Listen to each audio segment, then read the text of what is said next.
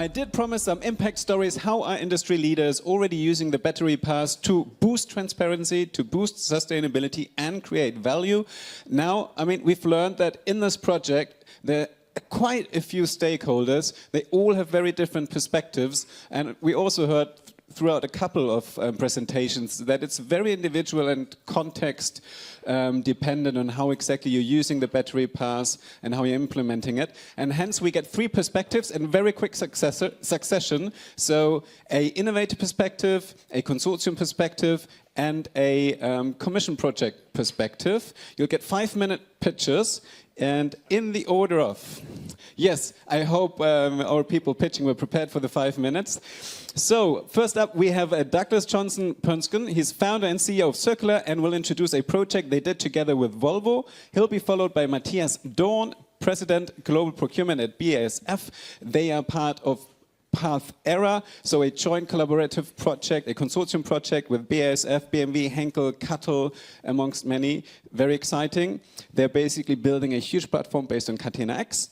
And we have Caroline Bernier, computer engineer and researcher at CEA, one of France's largest public research institute. And she's basically been the coordinator for Surpass when it started out and they actually came up with the DTP idea, and now is also coordinating Surpass 2, where it's about scaling what they originally built. We'll start with Douglas. 5 minutes, let's go. Thanks very much. Let me introduce you to the EX90, which is the all-electric version of the XC90, which I suspect some of you might even drive. This is the first fully electric vehicle production car shipped to consumers from about June last year, with a battery passport as standard, the first in the world. And I want to unpack that for you just very briefly in terms of the journey to getting there, which hopefully will have some lessons that are relevant to many of you as you consider how to do this. This is live and ongoing, including the maintenance of these battery passports, these vehicles with battery health, for example, as was just described by Tillman. You'll get a chance to scan a QR code in a second to actually see what this looks like. It's, as I mentioned, the first battery passport on a production vehicle, and it's the culmination of about 4 years' work with, that we, Circular, have done with Volvo Cars, initially to demonstrate traceability of one material, cobalt, to demonstrate responsible and sustainable sourcing, evolved into all of the other principal battery materials, and culminated in, obviously, the creation of the first battery passports about 2.5 years before the regulations come into effect.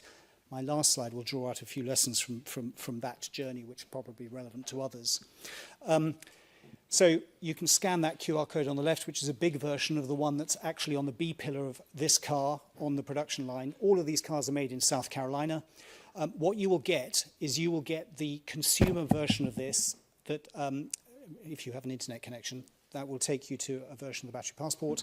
If you had the Volvo Cars app as the owner of the car, you would get exactly the same battery passport, but it would obviously come through your app.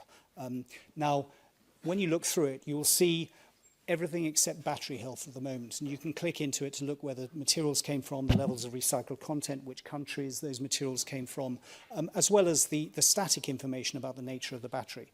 Now, you know, the reason we're showing you this is because it is possible at production scale, and it is possible at an economic, that makes economic sense. And to give you a sense of this, battery passporting, including traceability through the whole supply chain, from mines to production, costs about $10 a car. And it's not just Volvo.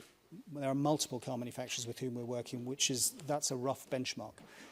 In this case, Volvo's, of course, decided to buy rather than build its own software. There's quite a lot of operational change necessary inside a production plant in order to be able to bring the battery to a specific car, to connect the history of that battery to the printing of a QR code, which is both the battery and also the B pillar at the same time.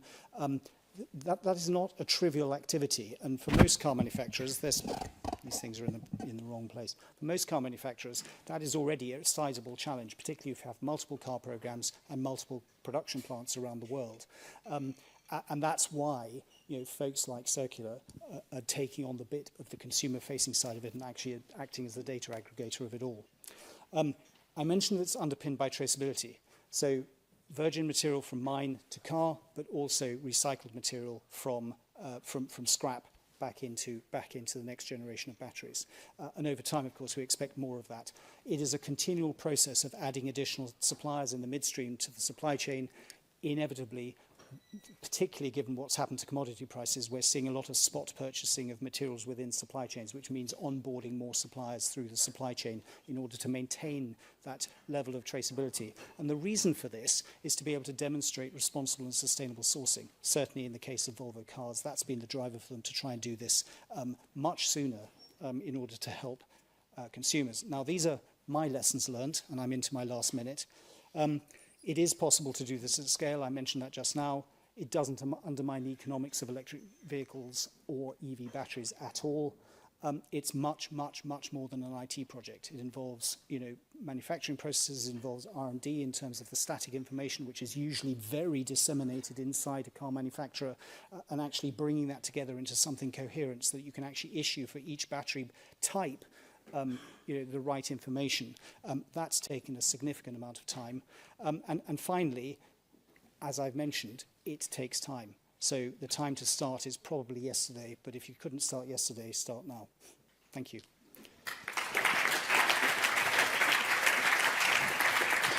Thanks a lot, Doug. Benjamin said earlier, standardization really depends on collaboration, so does implementation. And hence we have Matthias on stage now. So thank you so much. Now, normally a film should start.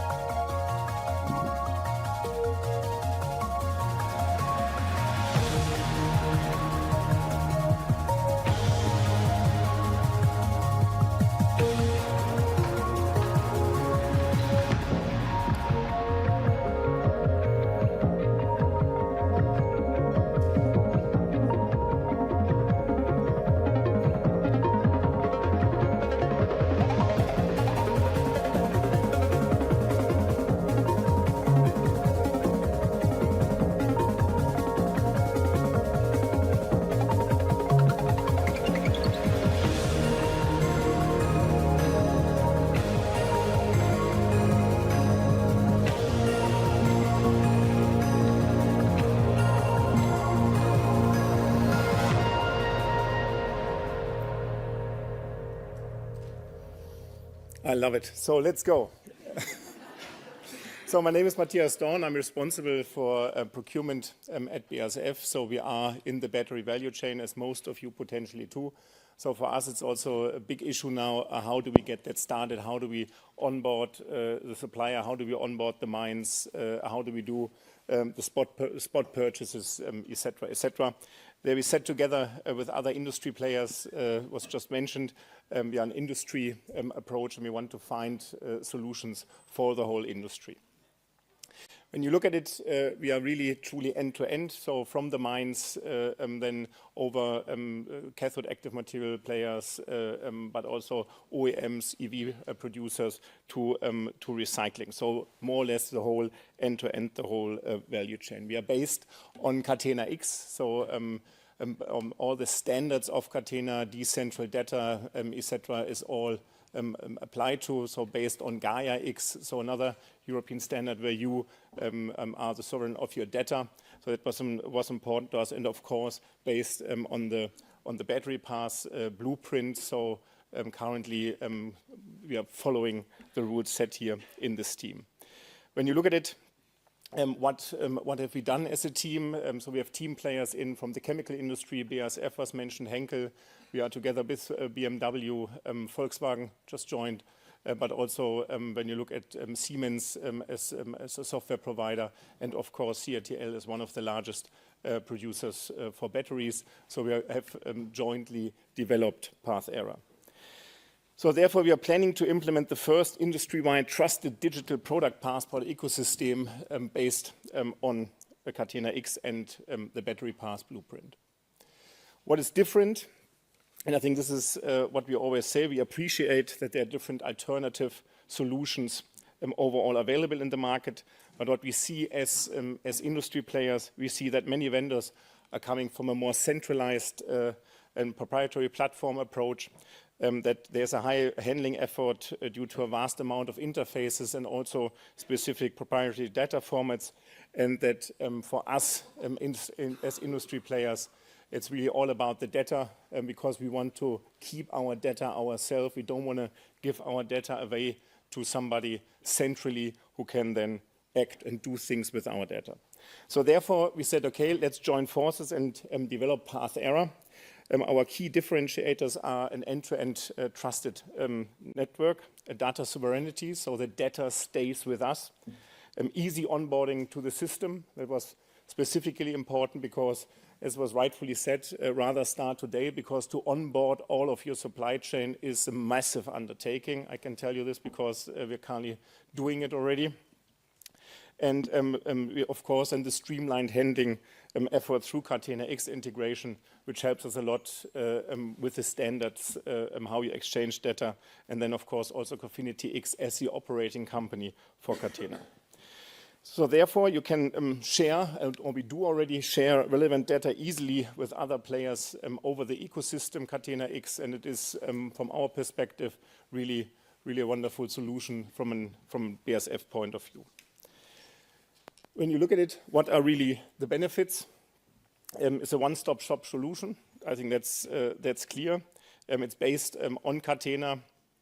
It's from us, we have tried it already out, so we have double-digit Chinese suppliers already on the platform, but also others in Europe. So we are running it currently with BMW in several ways to check it out. Official launch will be potentially, was currently planned for the Hannover Messe or Hannover Fair beginning of April, and then we should be ready to really provide there something as a battery passport for the whole industry. What is for us as BASF and also others is, of course, that once you have the battery pass, you can also easily transfer this into other passports. So for us, it's also about the textile industry, which wants to have water usage in a kind of product pass, PCF footprints, etc., etc. So we see generally in the industry more and more a need for digital product passports. So therefore, the solution is also for us just the beginning. And with that, you can certainly contact us if you want to have more information. We are now openly sharing this and starting to roll it out. And thank you very much for your time. And I'm happy to be here today and very proud of the whole team, because I think we have done really something great here jointly together. Thank you. Thanks a lot, Matthias. And as a little side note, it's also a great success story for Catena-X. Nice to see how all these projects are slowly being woven together. Now, Caroline Bernier, welcome on stage, looking into the Surpass 2 update. Thank you. So it's a pleasure to be here. Thank you, Tilman, for the invitation. So if you can go to the slide I prepared, this is a short summary. I have to click on something? Ah, okay. Coming back, this one here. In this slide, you can see an extremely brief summary of the 13 pilot ecosystems that Surpass 2 is working on. You will not see a single battery because we are not authorized to work on batteries. So we are working on textiles, electrical equipment, tires, and the construction sector. So each one of these pilot ecosystems is about a dozen partners. And then some partners are creating DPPs, some partners are using the DPP to do something circular with the DPP data. So that could be maintenance, repair, refurbishing, sorting, all sorts of things. And it's all of these use cases are different. So on our website, you can see a short 2-minute video for each one of these, and they're pretty cool. What DG Connect expects of us, because it's DG Connect that is funding Surpass 2, is that we bring quantitative proof that the DPP can bring business and environmental value in real-world deployments and at-scale deployments. And this value has to be in B2B settings. So it's not B2C settings, B2B settings. So what makes Surpass 2 special is that 11 of these 13 pilots are led by DPP service providers that are in direct competition with one another. So that's quite a lot of fun. And we also have to demonstrate interoperability between the different pilots, which is rather different from what we see most of the time. Also, every single one of these pilots is aspiring to have a compliant solution with respect to the ESPR standards and the JDC, the upcoming standards that are being developed by JDC 24. But beyond this, regulatory compliance is also aiming towards uses of beyond mandatory, beyond regulatory uses of the DPP. We definitely do see the DPP as the future digital infrastructure for Europe. So I was told, okay, where do you see there's the value in all this? So where do you see the opportunities for value? And so I have the privilege of receiving so many DPP use cases from all over the place, all over the world, in as many sectors that you could possibly, can't even imagine you would build a DPP for, okay? So I'm always so amazed by all this creativity. So where I believe the DPP will bring value in the short term, so in the short term here I mean from 5 to 10 years, is in improving the efficiency of existing circular activities. Here I'm thinking about maintenance, repair, sorting, things that people are already doing, but that the DPP can help do better and more efficiently. And I think that this is where the DPP will bring value, economic value, in the very short term. Thank you very much.